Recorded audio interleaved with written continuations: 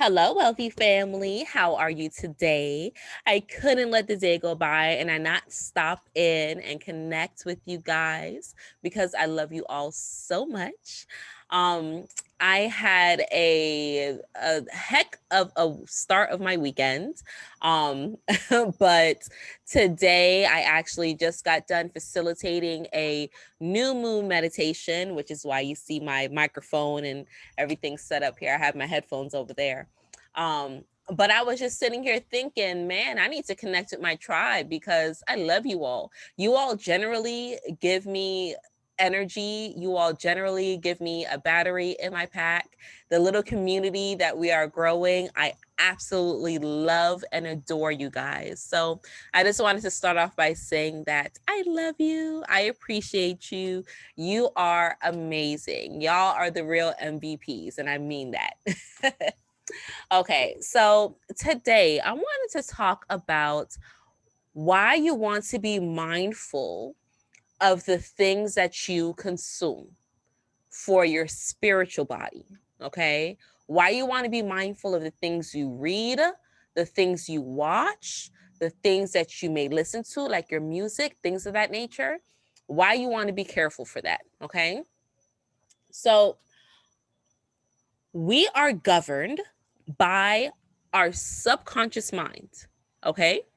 Our subconscious mind controls 95% of what we do, meaning you are only consciously creating 5% of your reality and the things that you experience, how you see them. Okay.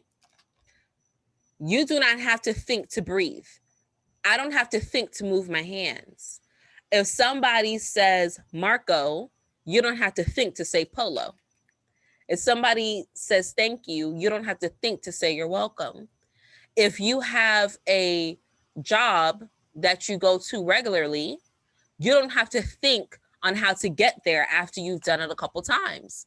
You can drink your coffee, eat your breakfast, do your makeup, fix your hair, talk on the phone, play with the radio, and get to your destination because you've been there so many times. That's because your subconscious is doing the action for you. It's controlling your body. Okay. So if your subconscious governs so much of what it is that you do, doesn't that mean that what your subconscious is programmed with how to respond or how to do things, doesn't that mean that that's important? Okay. Now, how does your subconscious get programmed? By repetition. And I've said this before, and I'm going to say it again so that we can get it ingrained. It's through repetition. That's why it takes 28 days to start a habit and 90 days to create a lifestyle. Because after that many times, it is becoming a habit, it's becoming anchored in your subconscious mind. If you hear something and you write it down, it is like hammering in that thought into your subconscious mind. If someone tells you their name and you're like, oh, I'm terrible with names, your subconscious mind is gonna be like, oh, terrible with names. So we're not even gonna remember it. Who cares? Forget what your name is. Who cares? We're just gonna remember her face. I'm gonna remember the picture, right? Because that subconscious mind also talks in pictures. But if someone tells you their name and you repeat it 3 times, you're again kind of hammering in that thought. You're like, hi, my name is Chanel. What's your name? Oh, my name is John. Hi, John. It is so good to talk to you and meet you today. How was your day going today, John? What was the weather like on the way over here, John? Right? You say their name 3 times, your subconscious is going to remember that. Okay? When you look at pictures, because your subconscious doesn't speak a language per se, it doesn't speak in words per se, right? It speaks in pictures and emotions. So when you look at pictures, let's say the moving pictures, right? Good old movies, all right? Let's say you watch a movie, and this particular movie is a love movie, and it's a love story, and you're watching it, and it's just beautiful. It's a fairy tale, and you watch it by yourself, and then you go home to your spouse, And you're like, huh, my marriage isn't like a fairy tale. What the hell? Your subconscious mind has been programmed by that movie that this is what love is. This is what love should look like. This is how a relationship should look like. And if you don't have it, well, that's an issue, right? When I used to watch soap operas, I got drug into watching a freaking soap opera and then got hooked because I didn't have too much drama in my life. So watching the soap operas gave me the drama that I was looking for. And sometimes I would do things in the soap opera, like subconsciously, not even knowing it, but I would do things, I would say things that emulated what I just watched on the soap opera to give me that little perk, that spark, that drama that I was looking for in my relationship. And it was completely uncalled for. And I was trying to figure out, why the hell am I doing that? Why am I picking these fights? Why am I being catty? What is wrong with me? And then I realized it's because I'm watching stupid behind soap operas and there's stupid behind made up drama. So when you feed your subconscious things like that, it's going to not program, right? When you feed your subconscious mind things like that, and then you get emotionally involved, let me say that, because you can feed the pictures all you want to. You can watch the pictures all you want. You can read all you want. But when you start putting emotion with it, energy in motion, when you start attaching emotion to it, like, no, how could Claire go with her brother's brother? Oh my gosh, no. When you start getting emotionally involved with those things, it starts creating anchors in your mind. Okay? Now, let's say that you're watching something that's not a love story. Let's say that you're watching Hollywood's great stories of slavery, because they love putting out some slavery movies, right? To trigger people, whether it's they're portraying melanated people as slaves or they're showing Caucasian people as slave owners. People are being triggered one way or another, okay? When you watch things like that, what do you think it's anchoring in your subconscious? Whether you mean it or not, that is a history that is deeply rooted, deeply misconstrued, and causes a lot of anguish and pain. Let's say you watch something full of violence, like like Deadpool, right? Stuff that's gruesome and gory.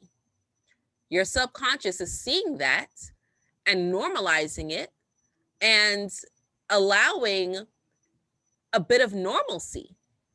So people feel that it's normal to see gore and blood and all this type of craziness. You see where I'm going here? It's important that you're mindful what you feed your mind. It's important that you pay attention to your emotions. Put some currency on that. Because your emotions, your most dominant emotions, is just manifestation of your subconscious. Now, if you're doing things that you can't explain, like when I was watching soap operas and picking fights and I couldn't understand, magnify that with the collective, with the human herd collective, and what many of us go through, the anguish that we go through. Multiply that with the energy of the sun or the moon or whatever's going in the cosmos, and it's a perfect recipe for what I like to call a clusterfuck through and through in your life. Now, how do you reverse that? How do you transmute that? Watch things that are serving. And if you must have your fix, if you must have certain things like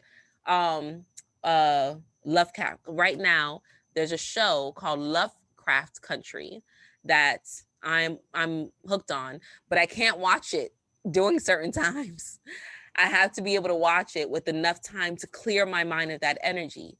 So if you have to get your fix, if you have to watch certain things that could possibly be triggering and is most definitely implanting thoughts into your subconscious, be sure that you have enough time to clear yourself of that energy.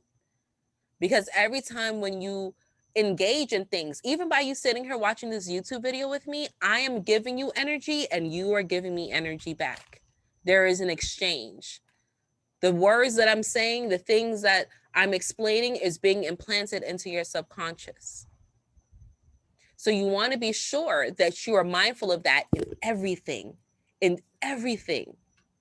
And if it's something that doesn't serve you, if it's something that's not going to benefit you, then you need to be sure that you clear yourself of that energy. Either by mentally mentally allowing those images to wash away, just thinking, I am clearing myself of this energy, whether you go outside and ground yourself, whether you meditate, whatever you need to do to get yourself clear of what it is that happened.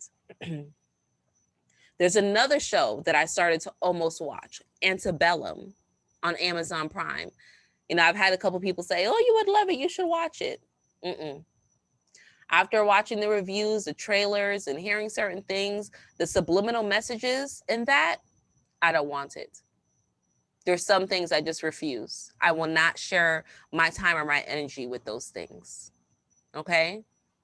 So I just wanted to say that, because if you're in the States, election time is coming, and a lot of these mailers are coming out, commercials are coming out, shows are coming out, people's opinions on social media, and it can subconsciously cause you to start feeling and acting certain ways that you don't want to feel.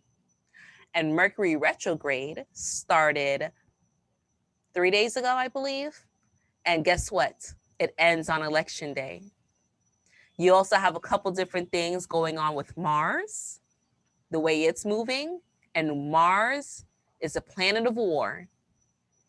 So feed your subconscious things that's going to help keep you strong, that's going to fortify you. Feed your subconscious things so that the 95% of your actions are those that are self-serving. So that is all that I have for you today, wealthy family. I just wanted to make sure I got those tidbits out for you. It was on my heart to come in and share that with you all. I was actually thinking of going live on YouTube, and I was like, I'm not going to do that.